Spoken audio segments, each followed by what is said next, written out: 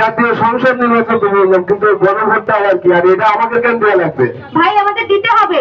মনে করেন এই যে আমরা দেশের নাগরিক, তাই না? দেশটা কিভাবে চলবে, ভালো চলবে কি খারাপ চলবে, আমরা নাগরিক হিসেবে তো এটা আমাদের দায়িত্ব। এইটা দায়িত্ব, এটা আমাদের এই যে ভোট কেন্দ্রে গিয়ে এই যে হ্যাঁ ভোট অথবা না ভোটের মাধ্যমে আমাদের মতামত জানানো।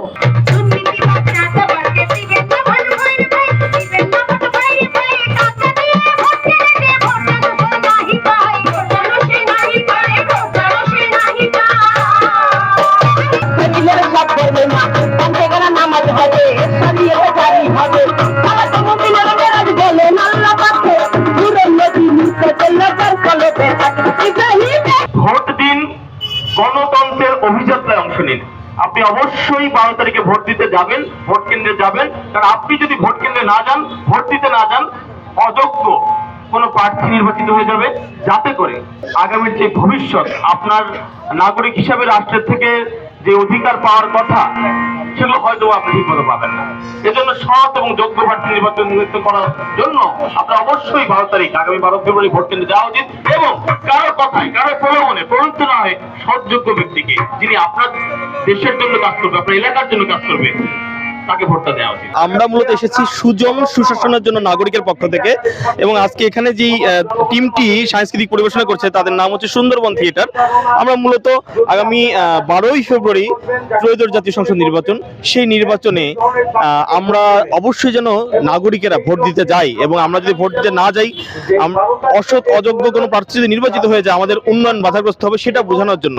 এবং কারো কোথায় কারো কোনো প্রলুব্ধ না হয়ে জনগণ যাতে করে একজন সৎ যোগ্য যে দেশের জন্য এবং আমাদের এলাকার জন্য, আমাদের সংসদীয় আসনের জন্য কাজ করবে, তাকে যেন নির্বাচিত করি, সেই বিষয়ে আমরা জানতে এসেছি। পাশাপাশি আমরা বলার চেষ্টা করেছি যে এইবার নির্বাচনের একটা বিষয় আছে যে আরো একটি নির্বাচন হবে, সেটা হচ্ছে গণভোট।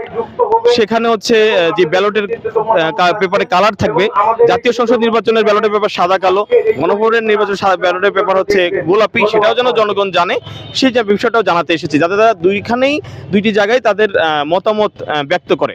এবং ওই মানে আমাদের মূল যেই চেষ্টা বা মূল যেই প্রচেষ্টা সেটা হচ্ছে এটাই, 12 তারিখ অবশ্যই আপনার ভোট দিতে চান, বাসায় বসে থাকবেন না, আপনি আপনার পছন্দের মতো প্রার্থীকে নির্বাচন করবেন এবং কারো প্রলোভনে, কারো প্ররোচনায়, কারো পেশি শক্তির ভয়ে আপনি পরিচিত হয়ে মানে এমন কাউকে নির্বাচন করবেন না যিনি আপনার উন্নতি দূরের কথা আপনাকে আরো বহুত গুণ পিছনে নিয়ে যাবে। ধন্যবাদ। আমরা এই যে আগামী ত্রয়োদশ যে নির্বাচন হবে, সেই নির্বাচনে জনসম্পৃক্ততা, গণতান্ত্রিক যে সংস্কার এবং বিশ্বাসযোগ্য নির্বাচন আমরা করার লক্ষ্যে আমরা বিভিন্ন কর্মসূচি গ্রহণ করছি।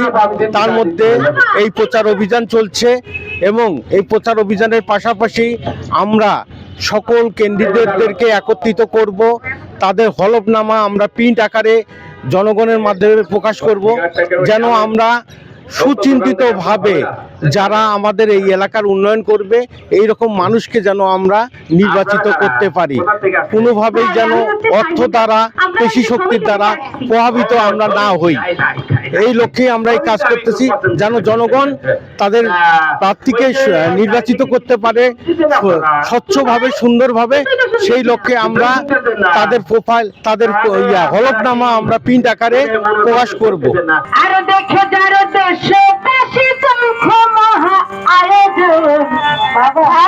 ওই 12 ফেব্রুয়ারি জাতীয় সংসদ নির্বাচন হয় নাকি? জি, ওই 12 ফেব্রুয়ারি জাতীয় সংসদ নির্বাচন। ভালো ভালো ভালো।